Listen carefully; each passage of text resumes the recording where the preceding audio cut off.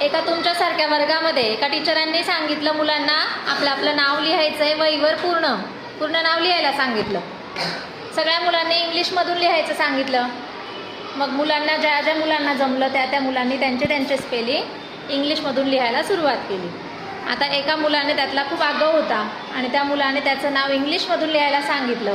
मग त्याने लिहिलं लाईट, मूनलाईट, नो लाईट. काय नाव लिहिलं?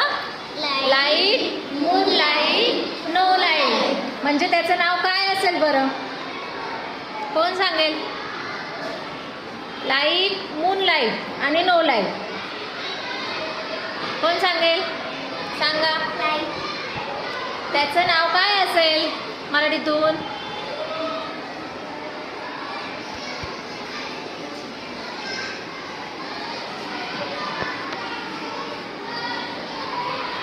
सांगा.